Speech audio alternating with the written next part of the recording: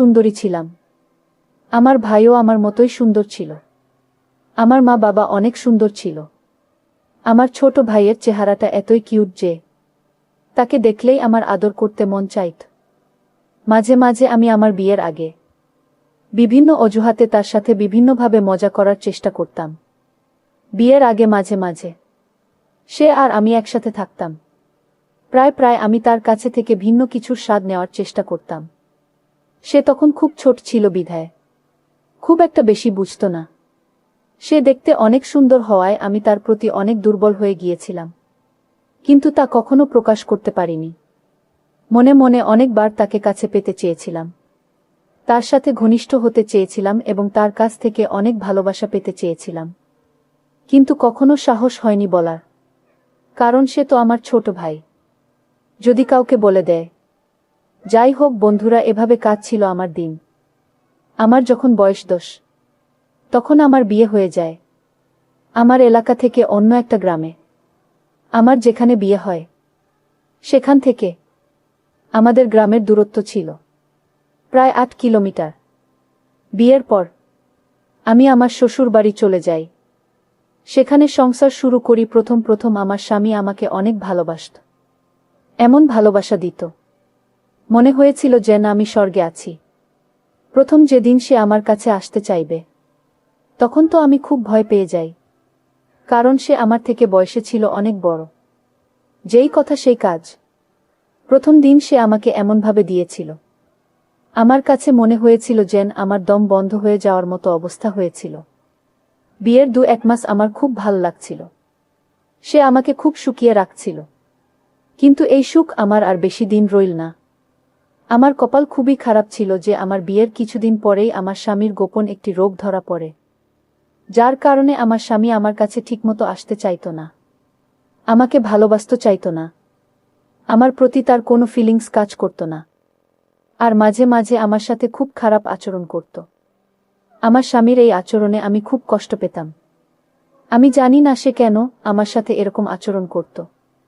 তার আচরণে আমি অনেক পরিবর্তন লক্ষ্য করি। আস্তে আস্তে তার সাথে আমার দূরত্ব বাড়তে থাকে। সে আর আগের মতো আমাকে ভালোবাসে না।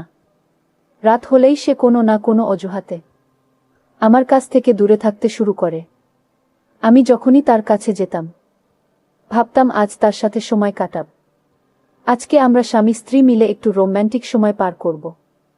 কিন্তু আমি চাইলে কি হবে? তাতে তার কোনো সাড়া পাইনি। আমি যতই তার কাছে যেতে চাইতাম, সে আমার কাছ থেকে বিভিন্ন অজুহাতে অনেক দূরে থাকতে শুরু করল। সে এখন আমাকে বিন্দুমাত্র সময় দেয় না।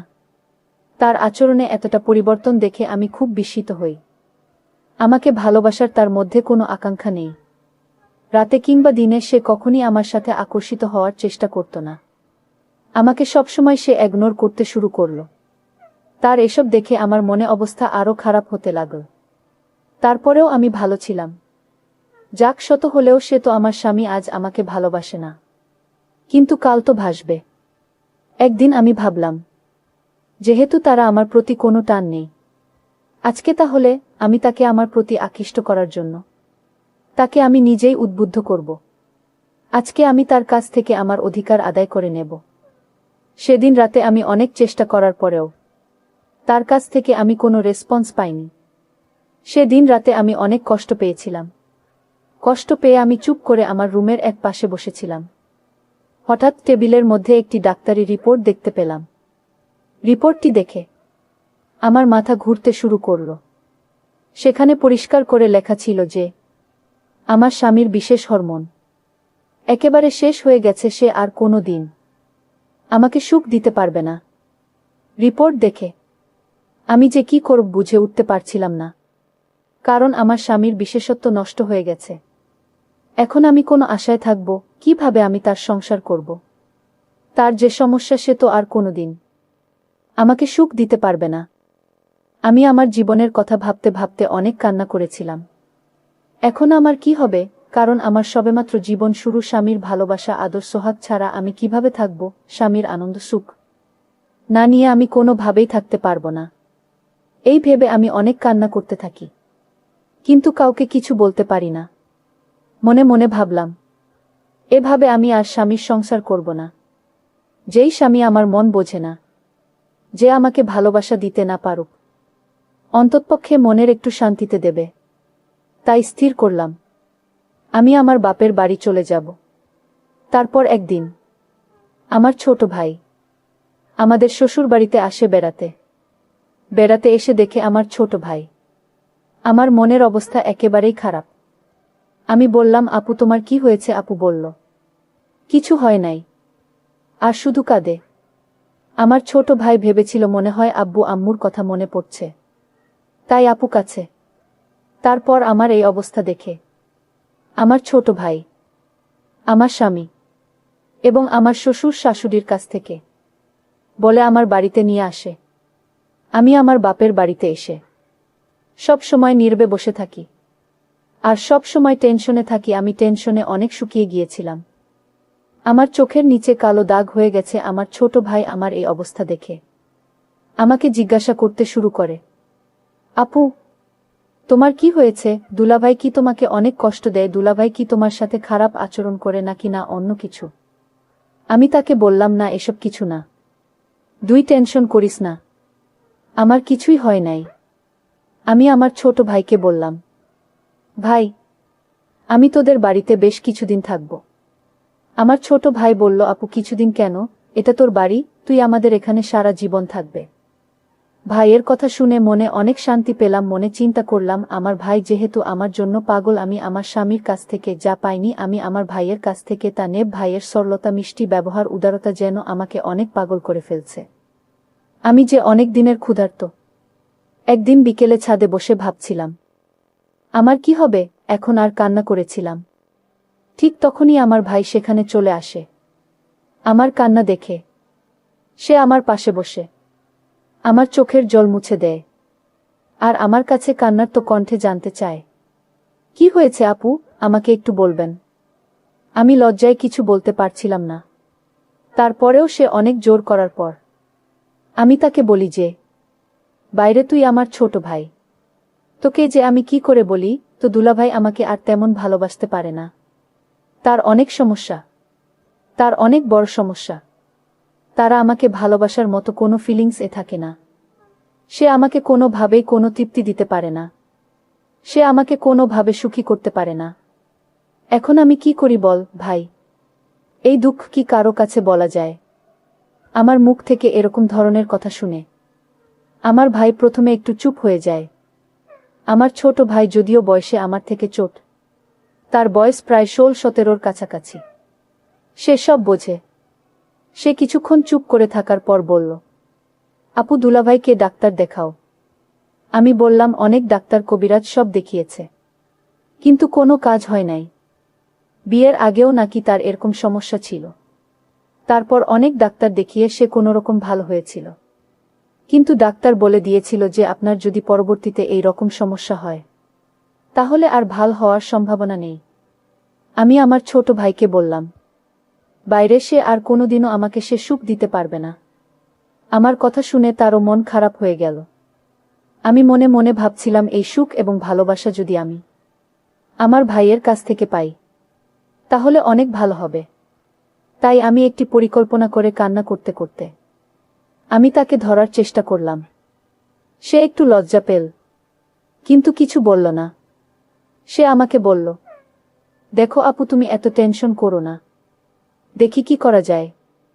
তার এই কথা শুনে আমি বললাম, কি আর দেখবে তুমি, আমার সুখ কি তুই এনে দিতে পারবে? আমি এভাবে থাকতে পারবো না।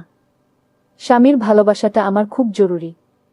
ভাই তুমি এসব বুঝবে না, এভাবে থাকতে আমার অনেক কষ্ট হয়। সে আর কিছু না বলে আমাকে নিয়ে নিচে চলে আসে নাস্তা করার জন্য।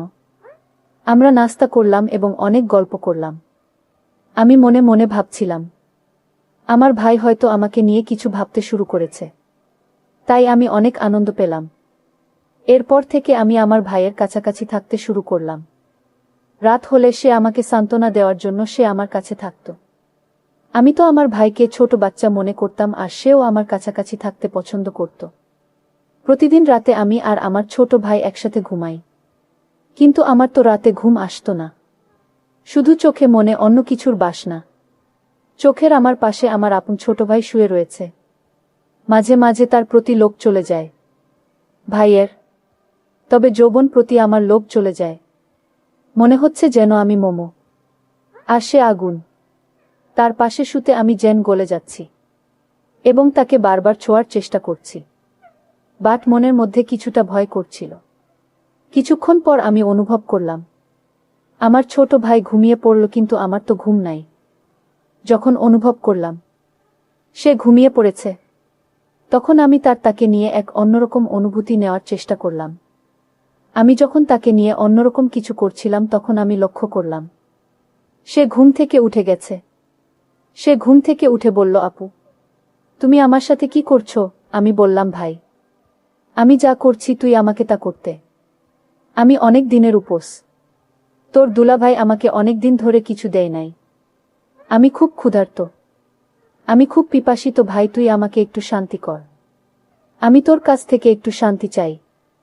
আমি বললাম, আপু, আমি তোমার ছোট ভাই। আমি বললাম, ছোট ভাই তো কি হয়েছে? জীবনে এমন কিছু মুহূর্ত আসে, তখন কে ভাই, কে বাবা, কে কাকা তা ভাবার উপায় থাকে না। তখন একটিমাত্র জিনিস মানুষের বিবেকে কাজ করে, আর তা হল একটু শান্তি। প্লিজ ভাই, কথা না বলে তুই আমাকে একটু শান্তি কর। আমার ছোট ভাইকে আমি বাচ্চা মনে করে তার সাথে আমি একটু রোমান্টিক করতে গিয়েছিলাম। সে যখন প্রথম আমাদের ওখানে আক্রমণ করেছিল, তখন আমার কাছে মনে হয়েছিল আমার দম বন্ধ হয়ে যাচ্ছিল। আমার মনে হয়েছিল একটি প্রলয়ঙ্কারী ঘূর্ণিঝড় বয়ে গিয়েছিল, আমার সব কিছু দুমড়ে মুচড়ে ফেলেছিল। সেদিন সে আমাকে অনেক সুখ দিয়েছিল বন্ধুরা। তার কিছুদিন পর বন্ধুরা আমি আমার স্বামীকে ডিভোর্স দিয়ে দিই এবং আমি আমার ছোট ভাইকে স্বামীর মতো গ্রহণ করতে থাকি। বন্ধুরা, যে স্বামী না পারে কোনো মনের সুখ দিতে, না পারলে অন্য কিছু, তার সাথে তো আর যাই হোক কেন সংস্কার হয় না। সবকিছু বাদ দিয়ে বন্ধুরা, এখন আমি আমার ছোট ভাইকে সবার অন্তরালে স্বামীরূপে গ্রহণ করে নিলাম। আমি জানি না আমার এই জীবন কতদিন চলবে বন্ধুরা। আমি ভুল করছি, নাস্তিক করছি, তা আপনাদের উপর ছেড়ে দিলাম। নিশ্চয়ই আপনারা কমেন্ট করে জানাবেন। বন্ধুরা, আজকে এই পর্যন্তই। আবারও আসব তোমাদের মধ্যে নতুন কোনো ভিডিও নিয়ে। ভিডিওটি যদি তোমাদের ভালো লাগে তাহলে একটি লাইক দাও। প্রতিদিন আমি তোমাদেরকে একটা করে নতুন গল্প উপহার দিব, তাই তোমাদেরকে অনুরোধ করে বলছি, তোমরা যদি এরকম ধরনের ইন্টারেস্টিং গল্প পেতে চাও তাহলে দয়া করে আমার চ্যানেলটি সাবস্ক্রাইব করো। পরিশেষে তোমাদের সকলের সুস্বাস্থ্য কামনা করি। ভিডিওটি দেখার জন্য তোমাদের সকলকে অসংখ্য ধন্যবাদ।